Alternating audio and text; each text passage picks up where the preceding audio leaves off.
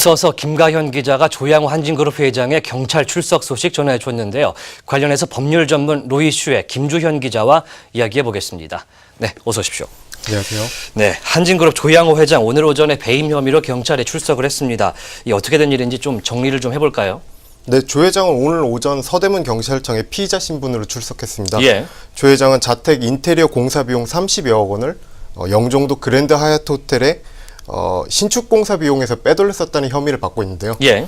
경찰이 영종도 호텔 공사업체의 세무비리 혐의를 수사하던 중에 예. 회사 자금이 조 회장 자택 인테리어 공사 비용으로 흘러간 정황을 포착해 수사를 시작한 것이 발단입니다. 예. 지난주였죠. 서울중앙지검 특수 2부는 한진그룹 건설부문 고문인 김모 씨를 특정 경제범죄 가중처벌 등에 대한 법률상 횡령 혐의로 구속 기소했습니다. 예.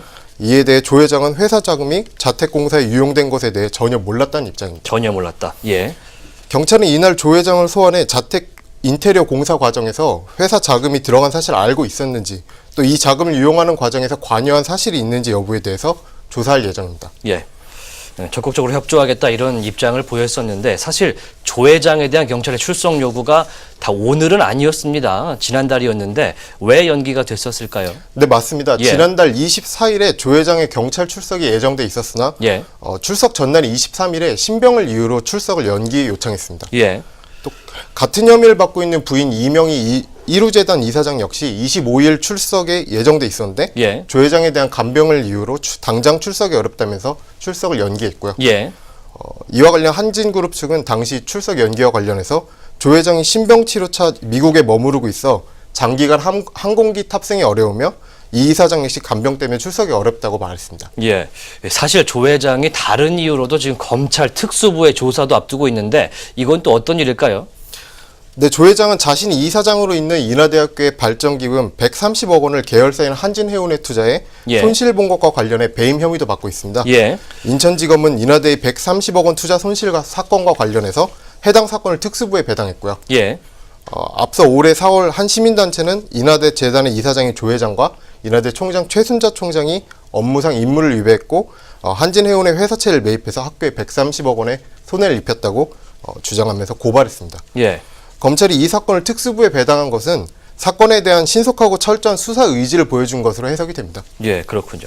한진그룹 사실 이 조양호 회장의 맏딸이죠. 조연아 전 대한항공 부사장의 땅콩 회항 사건, 그 이후에 또다시 오너 리스크를 맡게 됐는데 이 조 회장의 혐의 만약에 법적인 공방으로 가게 될 경우에 향후 전망은 어떻게 보고 계십니까?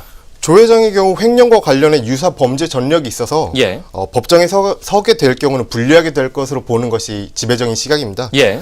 또 이전에 재벌 봐주기식 판결과는 사뭇 다른, 그러니까 이재용 삼성 부회장의 실형 선고 등 현재 분위기를 볼 때 조 회장의 혐의가 입증이 될 경우는 무사히 빠져나오기는 어렵다는 그렇군요. 예측이 보입니다. 예.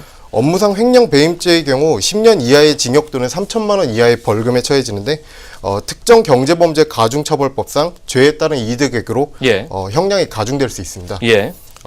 조 회장이 유용했던 혐의를 받고 있는 자택 공사 비용이 30억 원인데요. 예. 이게 특경가법상 횡령 배임에 따른 이득액이 5억 원 이상, 50억 원 미만일 때는 3년 이상의 유기징역 처벌이 가능합니다. 예. 게다가 조 회장은 지난 1999년에 조세 포탈 등 횡령 혐의로 구속 기소돼 1심에서 징역 4년의 유죄 판결을 받았다가 예. 항소심에서 집유로 풀려나는 유사범죄 전력이 존재하기 때문입니다. 만일 조 회장이 이 같은 횡령 혐의가 법정 인정될 경우에는 실형을 피하기 어려울 것이라는 예상이 지배적입니다. 예, 한진그룹의 조양호 회장이 이런 유사한 범죄를 계속해서 저지른다는 혐의를 받고 있는데 사실 SK 최태원 회장도 이 조 회장과 같은 혐의로 지금 가중처벌을 받았던 사례가 있죠. 예, 맞습니다. 예. 최 회장은 지난 2005년에 SK 계열사 간 부당 내부 거래와 1조 9천억 원대의 분식 회계를 주도한 혐의, 즉 업무상 배임죄로 2005년 서울고법에서 징역 3년에 집유 5년을 선고받은 적이 있습니다. 예. 이후 최 회장은 2008년에 8.15 특사로 풀려났으나 또다시 회사 자금을 유용했고 결국 2013년에 1심에서 징역 4년의 실형을 선고받았는데요. 예. 당시 재판부는 양형에 대해서 배임죄 후 또다시 범행을 했다는 점을 근거로 들고 결국 2014년 상고심에서 최 회장의 원심이 확정됐습니다. 예, 사실 앞서서 SK 최태원 회장의 사례로 봤을 때, 판례로 봤을 때 아무래도 이번에는 조 회장이 빠져나오기가 쉽지 않다는 그런 생각이 드는데 어떻습니까?